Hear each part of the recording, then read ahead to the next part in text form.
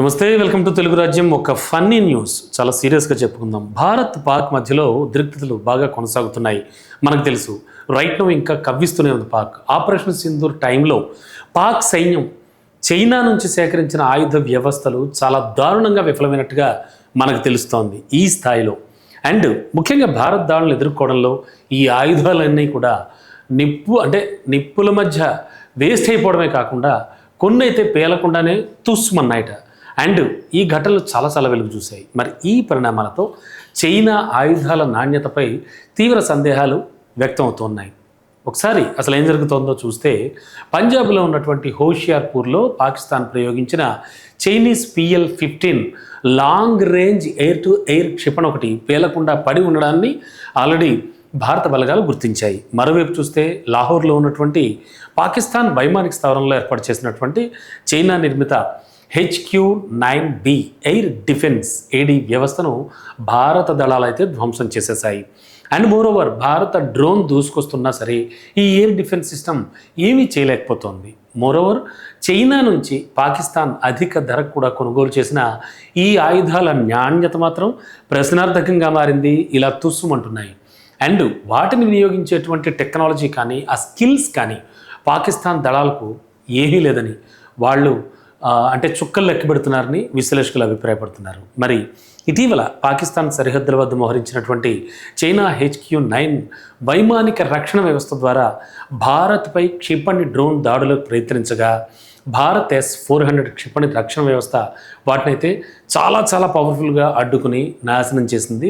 తన సామర్థ్యం ఏంటో చూపించింది. అంతేనా, JF-17 ఫైటర్ జెట్లను కూడా చైనా ఎంతో సమర్థవంతమైనట్టు చెప్పుకుంటూ ఉంది మాటికి. అయితే భారత్పై ఆ యుద్ధ విమానాలను ఉపయోగించి పాక్ అయితే భంగపాటుకు గురైంది. నిన్నటికి నిన్న 2 JF-17 ఫైటర్లను భారత్ కూల్చివేసింది మనకు తెలుసు. అవి గాల్లోకి లేచి లేవడంతోనే భారత గగనతల రక్షణ వ్యవస్థలు వాటిని గుర్తించి ఇంటర్సెప్టర్లను పంపించి మరీ పేల్చేశాయి. మరి ఈ ఘటనలు చూస్తే కనుక చైనా సైనిక పరికరాల విశ్వసనీయతపై చాలా అనుమానాలు, చర్చలకు దారితీస్తోంది. పాక్ సైనికుల యొక్క ఆత్మవిశ్వాసం కూడా దీనివల్ల ఇలాంటి వాటిని యూజ్ చేయడం వల్ల దెబ్బతింటున్నట్లుగా చెప్తున్నారు. మరి ఈ వైఫల్యాలన్నీ సోషల్ మీడియాలో నెటిజన్లు అయితే చైనాను ఉద్దేశించి చాలా వేటకారంగా మాట్లాడుతున్నారు, వ్యంగ్యాస్త్రాలు సంధిస్తున్నారు. ఎందుకంటే మామూలుగా మనం వింటూ ఉంటాం చైనా పీస్ అని చెప్పి. చైనా పీస్లా ఉందేంట్రా ఇది అంటూ ఉంటాం ఏదైనా వస్తువు కొన్నప్పుడు వెంటనే పనికి రాకపోతే. సో మరి ఈ నేపథ్యంలో China piece Pakistan used, China made Pakistan used, చివరికి ఈ రకంగా చైనాను నమ్ముకున్నటువంటి పాకిస్తాన్ అయితే మాత్రం ప్రస్తుతానికి యుద్ధంలో భంగపాటు తప్పట్లేదు.